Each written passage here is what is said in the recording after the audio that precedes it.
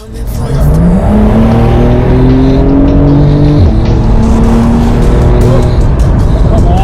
baby. Come on. Unbelievable.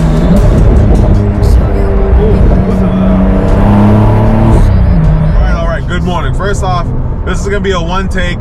Hit the record button and cycle on through. So don't judge me. This is not edited, not crazy. My question is for people that own Porsches or supercars or cars of a higher caliber. This is my first car. This is my first Porsche. This is my first everything. So I'm kind of a greenhorn. I'm a rookie. I'm a rookie to all this. What to expect at the dealership? What do I expect to get for maintenance? So I just hit my 1 year anniversary. Woo, I know, pretty exciting stuff. I can't believe it's already been a year. But my question is for you guys that own these cars, what can I expect? Or what is expected of me when I go to get service? Like, am I supposed to tip these guys? Like, what should I be like wary about? What should I be cautious of something, or they're adding something? What is it from your guys' experience that I could expect to face when I'm bringing the car to the dealership? And I know the first thing they're gonna say is like, don't bring the car to the dealership. But you know, I got warranty. It's all under that umbrella. You know, it's a brand new car. I like the dealership. I have nothing wrong with it. It's a bunch of great guys and gals, so I have no problem bringing it to them. They haven't gotten me wary or concerned about anything. But my question is, like, am I supposed to tip these guys when I'm done with service? Like, I understand like tipping like a waitress because they don't make the funds that you're supposed to. I understand all that, but like when it comes to like a dealership and all that, am I supposed to tip these guys too? Like, what is expected of me as a consumer, as a customer, dropping off my car? What is it the mechanics or whoever's going to be working on my car, what do they expect from me? How am I supposed to be like the good customer? You know what I mean? Like, I just want to be in the good graces of everybody. I don't know anybody in this area. I don't know some top mechanic in the Bay Area. I don't know anybody. You know what I mean? I'm from Boston. I came out here to the Bay Area, working, living, doing whatever. I don't have the means and the know-how of the ins and outs of who's the best mechanic to go to or what should I do. I have warranty. I'm going to bring it to the dealership. I'm sorry. And I want a record of everything I'm doing on it, because no plans of selling this thing, but I want to have the record for myself. You know what I mean? Because I plan on driving this mother until the wheels fall off. You know what I mean? So my question or concern is like, what are you guys doing when you're dropping off the cars? What do you expect? I just want to drop it off and pay for whatever I need, whatever work I need to get done. It's the yearly service, so they're going to check fluids, check the wheels, change the oil. That's all I'm expecting. If it's included, I don't know, but I'm willing to pay for whatever the service is. But what the ins and outs is of what's expected as a customer, you know what I mean? Being nice is one of the things, but everybody's such a Karen nowadays that you don't even know if you're being too nice, or if it's like, if you're being too nice, oh, it's fake. You know what I mean? So I don't know what to expect. Just drop it off and go home and just wait for them to call me is what I plan on doing. You know what I mean? Like, I don't want to hassle nobody. I want to be in everybody's good gracious. I don't want something missing from my car that I don't see. You know what I mean? So I just want to make sure my car is prim and proper. If I could do the work myself and to keep a track record of it, I would do it. No problem. But I don't have the means for that. I don't have the garage. I don't have the tools. You know what I mean? Or the know-how. Because, well, maybe a little bit. But I don't have the tools to do it. So my question for you guys is, what's your routine when you're dropping off these cars? Like, what's the rules when you go to drop off a car of this stature? For me, I'm used to dealing with Subarus and Nissans. You just drop it off and they're gonna tally up a bunch of random bullshit that you don't need, you know what I mean? Which I'm always saying no to. But now with a car like this, I don't know if I should be saying no to some things, or like if they're looking to like rip you off and certain stuff. I don't know. I genuinely don't know, and I just don't want to get shafted by just because I own this car. I'm not loaded. I'm not rich. I'm making the payments. I'm doing what I'm supposed to do. I'm not making money off of YouTube. This is more like a hobby thing. It's fun. I get to meet some people in the community and stuff, so it's a good time. And it's informative, because I felt like the information I found online when it comes to buying a car of this statue was completely wrong. I got this car and I got the allocation in 2 days, so it wasn't a big deal to me. You know what I mean? You know, it was a big deal because I got it because I was praying and dreaming, and, you know, God blessings, Dad's watching over me, all that stuff. It all just happened. It all just kind of fell into my lap. But for when it comes to like maintenance and stuff, I don't know jack when it comes to like what I should be doing, what I should be looking out for to like not get ripped off, and then just like the basic stuff. You know what I mean? Like, you look online and you get a bunch of different mixed reviews of what to do, what not to do. God, I can't believe I'm already hitting 3,000 miles. I'm at 2,995 too. That's my ADD. I'm sorry, my ADHD, DVD, HGTV, whatever. But God, I love this car, man. This car has been such a blessing.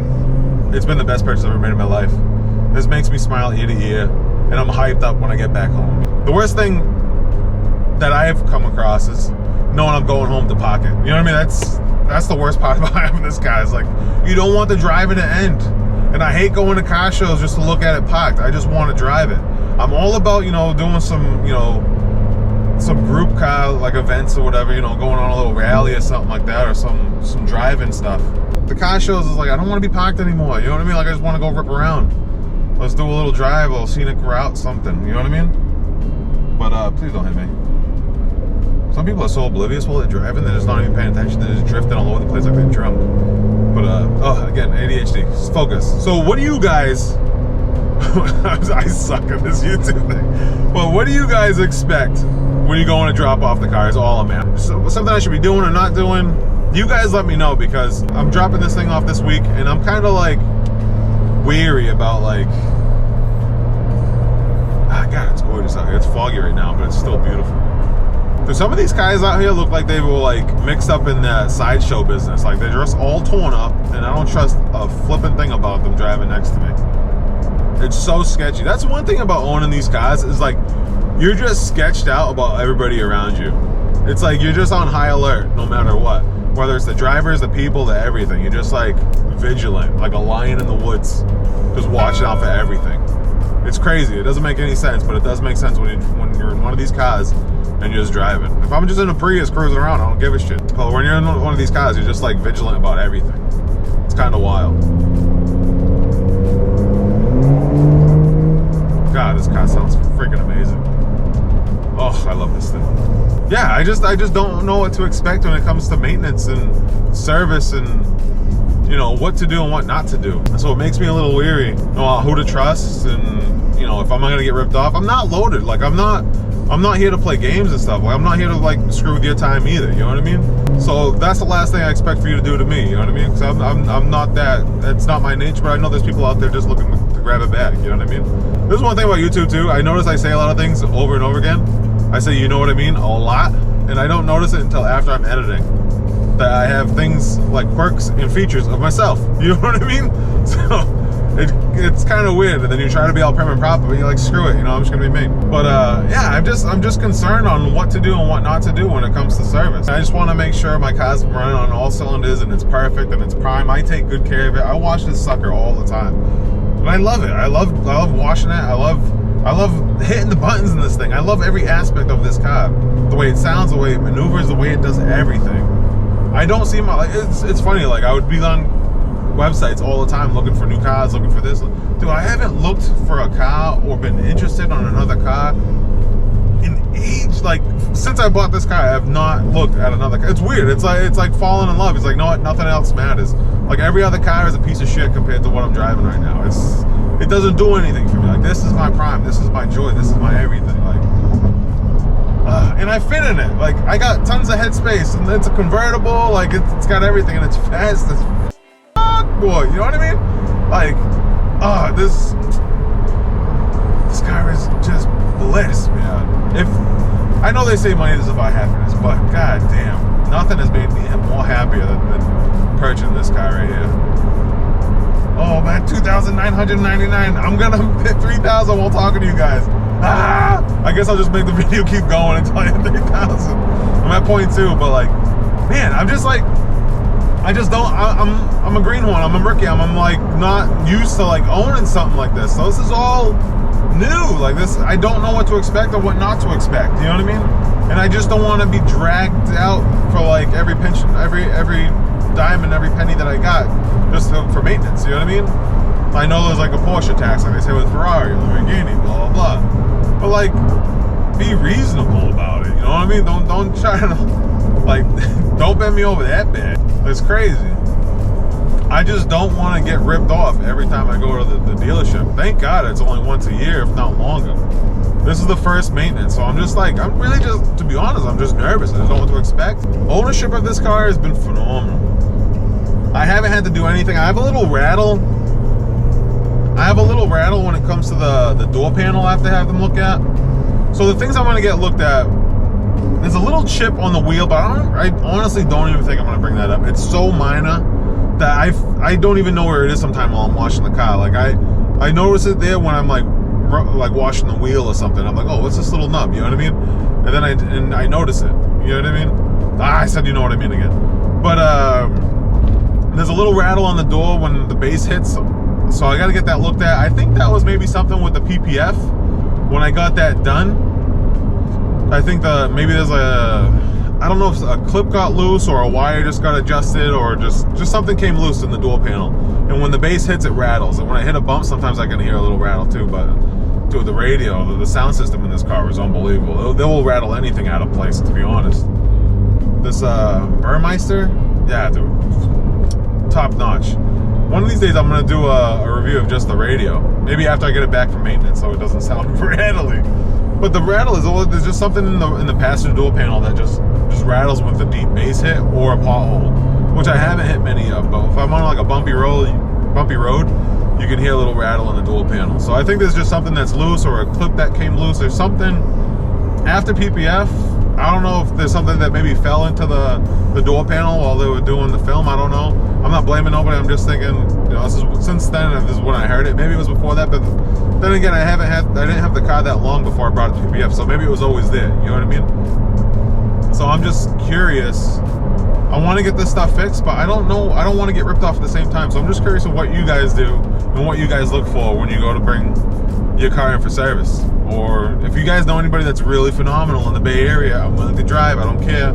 I just want to feel comfortable with where I'm bringing my car. Like, I don't want anybody touching my car, so then when I drop it off, it's like, dude, this is like my child, man. Like, this is what it feels like to me. This is like I'm dropping off my kid to daycare. It's my first time dropping off my kid to daycare. We're both crying. We both don't want to leave. You know what I mean? Like, I just don't trust nobody. This is a weird world we live in. I just don't trust anybody. You know what I mean? It's hard to gain that trust. And then when you work so hard for something, you just think, I'm not trying to get ripped off the first time. You know what I mean? And I know you guys are gonna be like, oh, going to the dealership, you're already getting ripped off. You know what I mean? But I get that. But where else am I gonna bring the car that I'm gonna get a full list of it and have it be under warranty?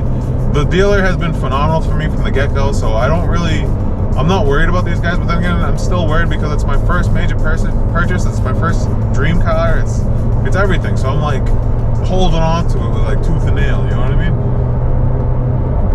So I'm just worried. I'm just worried about bringing it to the dealership for the first time. I know it's probably stupid, and like, oh, people are like, oh, this guy's crazy, blah blah.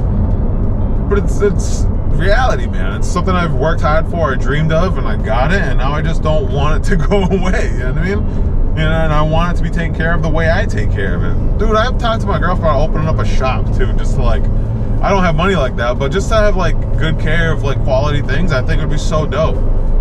Because then you pay for like, it's weird because you go out and you pay for these things and you pay for this service and they don't even own up to the service that you paid for. It's like you have to go back and get things done. And I'm not just saying with the car, but that's with everything in life. You pay for a service, you expect to get the service that you paid for. And that's like 90% of the time you don't get what you paid for, which really sucks. And then we just accept it and then try to get it done elsewhere or do something ourselves. You know what I mean? How many times have you gone to get a haircut and then you have to adjust something? You know what I mean? Or you go to order a dish at the restaurant and you order rare meat and it comes out well done like a hockey puck. Like, you're paying for the service that you paid for, but you don't get the service that you paid for. It's fucking annoying. You know what I mean? I don't know. But this is the end of the video. I'm sorry, it's a quick one. It's a ramble. Not even a quick one, it's probably a long one because I just keep rambling. My ADHD gets me all over the place. But yeah, help me out, guys. What do you guys do? What do you guys expect when you drop off the car? Or what do they expect from you? Guys in the comments, gals, whatever, if you're a mechanic, leave your input too. Like, we have no idea what to do or what not to do. Leave a comment, help a brother out, help each other out. You know, talk to each other in the comments. I feel like I've gotten a lot of information when it came to like insurance, what to get, what not to get. I've had a lot of help when it comes to that. And the car community has been phenomenal here in the Bay Area. I'm new here, and then, you know, I've got a lot of guys reaching out to me that have been like truly friends now. You know what I mean? So it's been dope to have that kind of community family feel in such a large area. It's pretty phenomenal. But yeah, let me know what you guys do and what you guys think and what I should do and what I should be looking out for so I don't get ripped off. And then I'll keep you guys posted after I get the maintenance done. So door panel rattle, which I'm going through some rumbles, maybe you can hear it. But it's mainly when the bass hits. The wheel chip I probably won't do anything, but now it's just a regular 1-year service. It's oil and filter and all that other stuff. So we'll see what happens. And I'll keep you guys posted. And I'll let you know what they charge me and everything. And I guess I'll catch you guys in the next one. Pray for me, baby. Peace. 3,000. As soon as I put the top down at 3,000. I can't believe it.